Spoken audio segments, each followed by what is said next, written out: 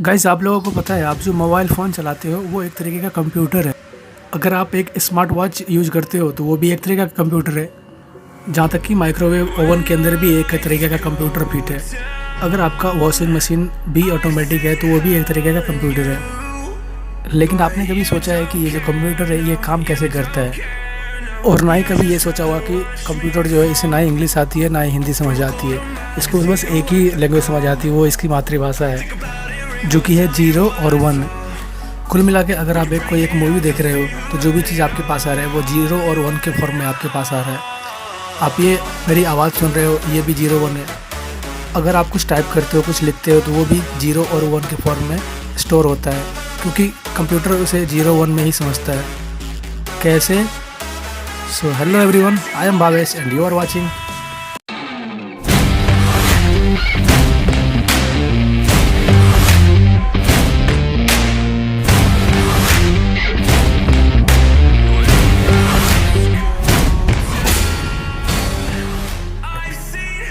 और हाँ गाइस, अगर ये वीडियो आपको पसंद आए तो चैनल तो सब्सक्राइब करिएगा ही, और इसे अपने दोस्तों में भी शेयर करिएगा।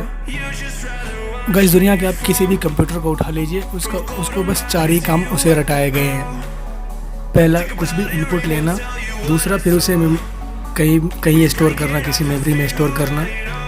तीसरा, उस दोनों चीज़ को प्रोसेसिंग करना। और लास्ट, कुल मिला के कुछ रिजल्ट देना, जिसे कि हम आउटपुट कहते हैं। तो बस ये 4 काम ही कर पाता है कोई भी कंप्यूटर। अब बात आती है ये कि जो भी डिवाइस जो इलेक्ट्रिसिटी से चलती है उसमें क्या होता है, अगर आप 0 करते हो तो वो चीज़ ऑन होती है, और अगर 1 में होता है वो चीज़ ऑफ होती है। अब बात ये है कि उसके अंदर है क्या, ये चीज़ें काम कैसे करती है। बिल्कुल एक सिंपल एग्जांपल लेते हैं। जो भी इंफॉर्मेशन ट्रेवल होती है हमारे सर्किट के अंदर या फिर किसी वायर के अंदर, वो होती है इलेक्ट्रिकल फॉर्म में, मतलब 0 और 1 के फॉर्म में, क्योंकि हमारा कंप्यूटर वही फॉर्म को समझ पाता है। मैं आपको क्या बोल रहा हूँ, आप अपने कंप्यूटर में क्या देख रहे हो, आप क्या सुन रहे हो, ये सब भी 0 1 के फॉर्म में ही आता है गाइस। लेकिन हुआ क्या कि ये आपके आते आते तक किसी पिक्सल में डिवाइड हो गया और कुछ साउंड वेव में डिवाइड हो गया, तो जा कर के ये ह्यूमन रीडेबल फॉर्म में आपको सुनाई दे रहा है, आपको दिखाई दे रहा है। गाइस, सीधा सा मतलब है, अगर कहीं भी इलेक्ट्रिसिटी उसके अंदर से आ रही है तो उसका मतलब 1 है, और अगर उसके अंदर इलेक्ट्रिसिटी नहीं है तो उसका मतलब है 0। तो गाइज़, ये जो भाषा है 0 और 1 वाली, इसे कहा जाता है बाइनरी नंबर, जो कि एक तरीके से आप कह सकते हो मातृभाषा है कंप्यूटर की। जहाँ तक जितने भी इलेक्ट्रॉनिक डिवाइस है, सारी डिवाइस बस 0 और 1 ही जानती है। अगर कुल मिला के बोले कि आप अपने माउस पे क्लिक करते हो कहीं भी या कहीं टच करते हो, तो ये जो सिग्नल है, ये जो कोऑर्डिनेट्स है, तो उसका एक बाइनरी में सिग्नल जनरेट होगा और वो जाएगा कंप्यूटर के मदरबोर्ड के पास, और फिर वो मदरबोर्ड उस सिग्नल को वेरीफाई करके उसको स्टोर करेगा पहले तो मेमोरी में, और इस मेमोरी से जो हमारा CPU है, सेंट्रल प्रोसेसिंग यूनिट, ये इसको प्रोसेस करेगा और देखेगा कि जहाँ पे आपने क्लिक किया था कि उसके पीछे कोई फाइल दिखी थी, क्या मैंने कोई मूवी दिखाई थी। अगर दिखाई थी तो ये जो सिग्नल है तो ये जाएगी आपके हार्ड डिस्क में, जहाँ पे सारा डेटा स्टोर है उस मूवी का। वो वहाँ से फिर से 0 1 के फॉर्म में वापस आएगा CPU के पास, फिर CPU उसको प्रोसेस करेगा और आपके मॉनिटर पे या आपके मोबाइल स्क्रीन पे उसे प्ले करेगा पिक्सल के हिसाब से। और गाइस, वो पिक्सल की जो वैल्यू होती है वो भी 0 1 के फॉर्म में ही होती है, और वो फिर 0 और 1 जो है वो किसी कलर में पिक्सल में कन्वर्ट होकर आपके स्क्रीन पे डिस्प्ले होगा। और उस मूवी में जो आप साउंड सुन रहे हो वो भी 0 1 फॉर्म में ही आप वो साउंड वेव में कन्वर्ट होकर आपको सुनाई देगा। घुमा फिरा के आपका एक क्लिक स्क्रीन पे, माउस पे या कीबोर्ड पे ऑटोमेटिकली जो CPU है उसकी मम्मी पापा कर देगा, क्योंकि इतनी सारी प्रोसेस करनी पड़ेगी उसको।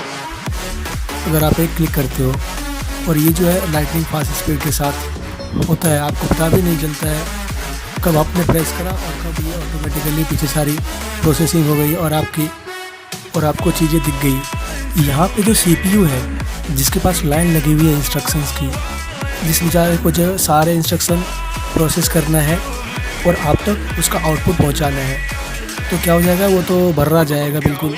उस टाइम उसको एक मैनेजर की ज़रूरत होती है। तो इसका जो मैनेजर होता है वो होता है ऑपरेटिंग सिस्टम। तो ऑपरेटिंग सिस्टम सारी चीज़ें मैनेज करके चलता है।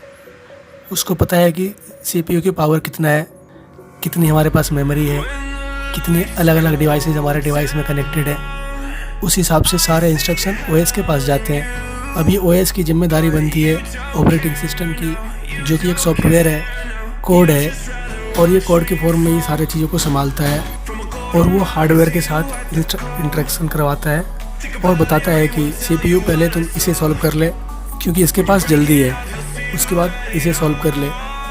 तो ऐसे करते करते ये जो ऑपरेटिंग सिस्टम है वो सीपीयू और सारे डिवाइसेस को पूरा सिंक्रोनाइज करके चलता है।